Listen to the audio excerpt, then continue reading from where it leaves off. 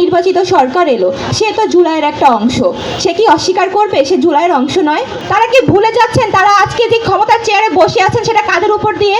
পৌষ মাস কিন্তু একবার আসে না, মাঘও একবার আসে না, বারবার আসে।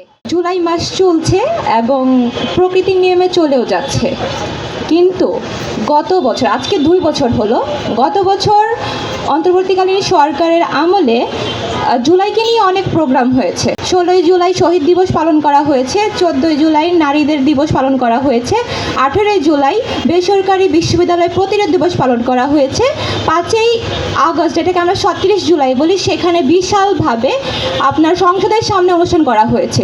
এই যে বিএনপি সরকার এলো, সে নির্বাচিত সরকার এলো, সে তো জুলাইয়ের একটা অংশ। সে কি অস্বীকার করবে সে জুলাইয়ের অংশ নয়?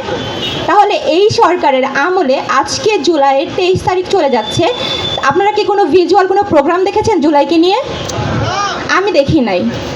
এই যে কালচারাল ফ্রেসিজম কীভাবে চলে আসে, ফিরে আসে বারবার কীভাবে, এই যে তাদের হাত ধরে গত 18ই জুলাই প্রাইভেট ইউনিভার্সিটি প্রতিরোধ দিবস ডে পালন করার কথা ছিল।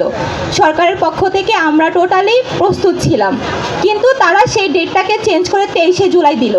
ওকে আমরা মেনে নিয়েছি, কারণ এটা আমাদের অধিকার। প্রাইভেটের শিক্ষার্থী হিসেবে সেটা আমার সবচেয়ে বড় অধিকার, আমার ন্যায্য হিসাব বুঝে নেওয়া। আমরা মেনে নিলাম, ওকে ফাইন। তারা যে মন্ত্রণালয়ের দায়িত্বে আছেন তারা নাকি অসুস্থ, তারা 23 তারিখেও প্রোগ্রামটা করতে পারবেন না। তারা আমাদেরকে পরবর্তী ডেট দিল 9 তারিখে, মানে আগস্টের 9 তারিখ, 36 জুলাইয়ের মধ্যেও না। তাদের খামখেয়ালি না, তারা কী বলবো আমি জানি না। তারপরে 9 আগস্ট তাদের শেষ ডেট হয়নি, তারা সেই ডেট আবার দিয়েছেন 15ই আগস্ট। আসলে তারা কি তামাশা করছেন? তারা কি ভুলে যাচ্ছেন তারা আজকে যে ক্ষমতার চেয়ারে বসে আছেন সেটা কাদের উপর দিয়ে?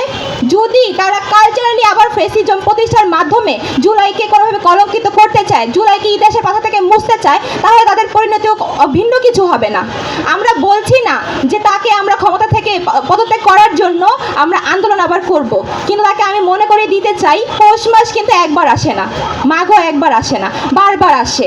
তো যদি তারা ক্ষমতার চেয়ারে বসে যদি এটা চিন্তা করে যে আমরা ক্ষমতায় বসেছি, আমরা আমাদের যেই যতটুকু ভোগ করার আমরা ভোগ করে চলে যাব, সেটা কিন্তু না। তারা কিন্তু রাজনীতি করতে হবে বাংলাদেশের মাটিতে, তো তার পরবর্তী ফলাফল ভালো হবে না।